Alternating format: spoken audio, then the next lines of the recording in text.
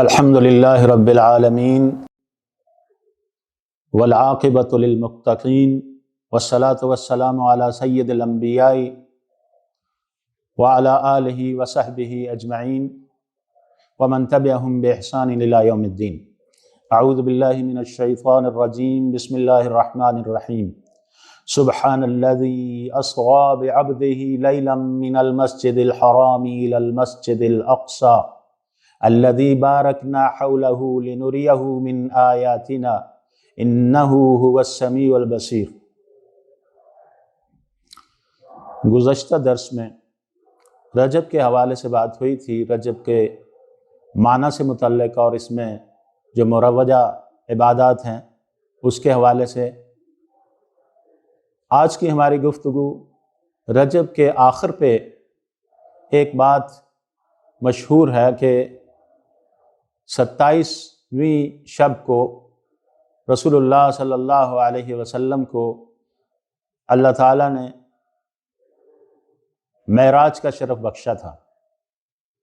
اس میں کوئی شبہ نہیں کہ پیغمبر علیہ السلام کو اسراء و معراج ہوا۔ اسراء کا معنی ہے کہ رات کے وقت، رات کے کچھ حصے میں سفر کرنا، اور معراج کا مطلب ہے اوپر کی طرف چڑھنا، یعنی آسمانوں کی طرف رسول اللہ صلی اللہ علیہ وسلم کا سفر وہ معراج ہے، اور بیت اللہ سے بیت المقدس کی طرف سفر وہ اسراء ہے۔ اس لیے اس سفر کو اسراء اور معراج کہا جاتا ہے۔ آج کی شب اتفاق سے یہ انہی روایات پر کہ 27ویں شب یہ معراج کی رات ہے، تو مختلف مساجد میں مختلف محافل منعقد کی جاتی ہیں اور اس واقعے کو تازہ کیا جاتا ہے۔ دیکھنا یہ ہے کہ واقعتاً 27ویں شب رجب کی وہ معراج کی رات ہے، ثابت ہے، یا اس میں کچھ اور باتیں بھی ہیں، کچھ اور روایتیں بھی ہیں۔ تو جب ہم سب سے پہلے تو اس کی تاریخ کی طرف دیکھتے ہیں تو حافظ ابن حجر عسقلانی رحمہ اللہ شارح البخاری فتح الباری میں انہوں نے 10 سے زیادہ اقوال نقل کیے ہیں اس کی تاریخ کے اختلاف میں۔ اسی طرح الرحیق المختوم کے مصنف صفی الرحمن مبارک فوری رحمہ اللہ تعالی، جو عظیم اسکالر عالم اور سیرت پر عالمی ایوارڈ یافتہ کتاب انہوں نے الرحیق المختوم لکھی، اس میں انہوں نے واقعہ اسراء و معراج کے حوالے سے 6 قول نقل کیے ہیں۔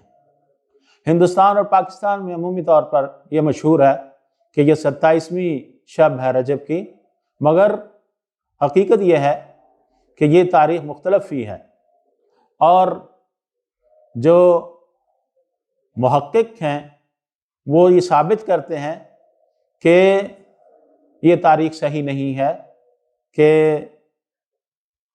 سیدہ خدیجہ رضی اللہ تعالی عنہا کی وفات رمضان میں ہوئی ہے، اور نبوت کے 10ویں سال، اور عمومی طور پر جو ہمارے ہاں ہند و پاک میں مشہور ہے وہ یہ ہے کہ نبوت کے 10ویں سال رجب کے مہینے میں آپ صلی اللہ علیہ وسلم کو اسراء اور معراج کا سفر کروایا گیا ہے۔ تو یہ قول خود صاحب رحیق المختوم نے اس دلیل کے ساتھ رد کیا ہے کہ یہ بات تو متفق علیہ ہے کہ نماز کی فرضیت ام المومنین سیدہ خدیجہ رضی اللہ تعالی عنہا کی وفات کے بعد ہوئی ہے، اور یہ بھی بات طے شدہ ہے کہ نماز کی فرضیت رسول اللہ صلی اللہ علیہ وسلم کو اللہ تعالیٰ نے 7ویں آسمان پر بلا کر یہ تحفہ نماز کا دیا ہے۔ تو پتہ یہ چلتا ہے کہ یہ رجب کی تاریخ صحیح نہیں ہے۔ البتہ اس میں یہ بھی بات کی گئی ہے، امام طبری نے تو نبوت کے پہلے سال میں ذکر کیا ہے، اور کسی نے 5ویں سال میں کہا ہے، کسی نے 1 سال پہلے کہا ہے، اور یہ بات بھی ذکر کی گئی ہے کہ 1 سال پہلے 12 ربیع الاول کو رسول اللہ صلی اللہ علیہ وسلم کو سفر معراج پہ بلایا گیا۔ معراج کے لیے، اسراء کے لیے اللہ تعالیٰ نے جبریل امین کو بھیجا اور وہ براق لے کر آئے۔ براق ایک گھوڑے کی طرح کا جانور ہے جو گدھے سے ذرا اونچا اور خچر سے تھوڑا سا کم، جو احادیث میں اس کی ماہیت بیان کی گئی ہے، اور انتہائی تیز رفتار۔ براق یعنی برق کی طرح وہ اڑنے والا، جہاں اس کی نگاہ پڑے وہاں اس کا قدم پڑے۔ رسول اللہ صلی اللہ علیہ وسلم کے لیے باقاعدہ سواری بھیجی گئی، جس طرح کہ عام طور پر آج کل دنیا میں بادشاہ لوگ اپنے کسی خاص مہمان کو بلاتے ہیں تو پروٹوکول کے تحت اس کے لیے سواری بھجواتے ہیں۔ یہ ایک دنیاوی مثال ہے اور اللہ تعالیٰ ان تمام مثالوں سے پاک ہے۔ بہرحال بات یہ ہے کہ جو اس رات کو منایا جاتا ہے اس کی تاریخ میں بہت زیادہ اختلاف ہے، اور حقیقت یہ ہے کہ یہ وہ تاریخ ہے ہی نہیں جس کو سمجھا جاتا ہے کہ یہ اسراء اور معراج کی تاریخ ہے۔ اور پھر اس میں رسول اللہ صلی اللہ علیہ وسلم بیت المقدس تشریف لے گئے، اور انبیاء کرام کی آپ صلی اللہ علیہ وسلم نے امامت فرمائی۔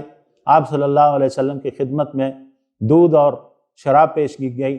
آپ صلی اللہ علیہ وسلم نے دودھ پسند فرمایا، اور سیدنا جبریل امین نے اس کی توثیق فرمائی اور کہا کہ اصبت الفطرہ، آپ نے فطرت کو اختیار کیا ہے۔ رسول اللہ صلی اللہ علیہ وسلم کا امامت فرمانا اس بات کی دلیل ہے کہ آپ تمام انبیاء سے افضل ہیں۔ آپ صلی اللہ علیہ وسلم کو اللہ تعالیٰ کی طرف سے بیت اللہ سے بیت المقدس لے جایا جانا اس بات کی دلیل ہے کہ بیت المقدس اللہ تعالیٰ کے ہاں بہت محبوب گھر ہے۔ جس طرح سے کہ بیت اللہ کی اہمیت ہے، اسی طرح بیت المقدس کی طرف سفر کرنا بھی رسول اللہ صلی اللہ علیہ وسلم نے مشروع قرار دیا ہے کہ 3 مساجد کی طرف ان کی زیارت کی نیت سے سفر کیا جا سکتا ہے۔ ایک مسجد الحرام ہے اور بیت المقدس ہے، اور فرمایا تیسرا مسجدی ھذا، یہ میری مسجد یعنی مسجد نبوی۔ رسول اللہ صلی اللہ علیہ وسلم کو یہ شرف اللہ تعالیٰ نے بخشا، اور یہ سفر طائف کے کچھ عرصہ کے بعد ہوا، اور پھر یہاں سے پیغمبر علیہ السلام فرماتے ہیں ثم عرج بی الی السماء، پھر مجھے آسمان کی طرف لے جایا گیا۔ پہلے آسمان پر پیغمبر علیہ السلام کی ملاقات سیدنا آدم علیہ السلام سے ہوئی، اور انہوں نے آپ کو خوش آمدید کہا۔ آدم علیہ السلام کے دائیں طرف کچھ روحیں تھیں، کچھ بائیں طرف تھیں، اور جب وہ دائیں طرف دیکھتے تو ان کے چہرے پر تبسم کے آثار نمایاں ہوتے، اور جب بائیں طرف دیکھتے تو ان کے چہرے پر غم کے آثار نمایاں ہوتے۔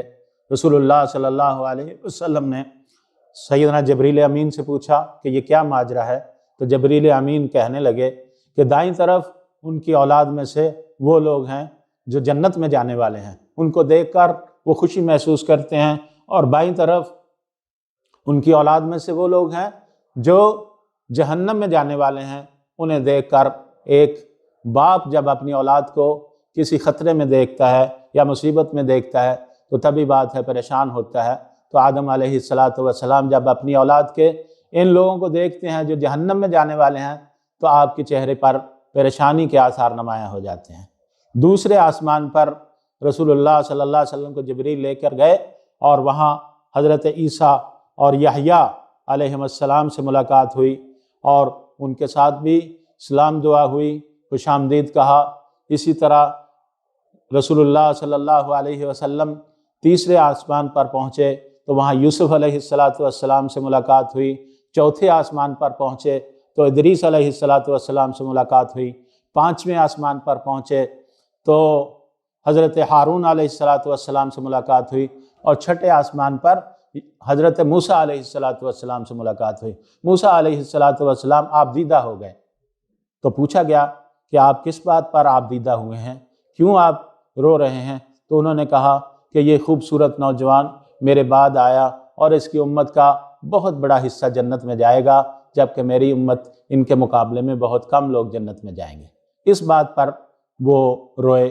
اس کا مطلب یہ ہے کہ انبیاء کرام کو اپنی امت کی فکر ہوتی تھی۔ یہاں بھی حضرت موسیٰ علیہ السلام کی اس فکر کا یہ مظہر ہے کہ وہ پریشان ہوئے۔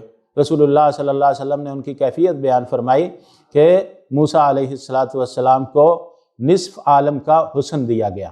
ساتویں آسمان پر سیدنا ابراہیم علیہ السلام سے ملاقات ہوئی، اور سیدنا ابراہیم علیہ السلام بیت المعمور سے ٹیک لگائے بیٹھے تھے۔ آپ صلی اللہ علیہ وسلم نے ان کے بارے میں فرمایا کہ ان کے جسم کا ہر حصہ میرے جسم کے ہر حصے سے مشابہت رکھتا تھا، میں ان سے بہت زیادہ مشابہت رکھنے والا ہوں۔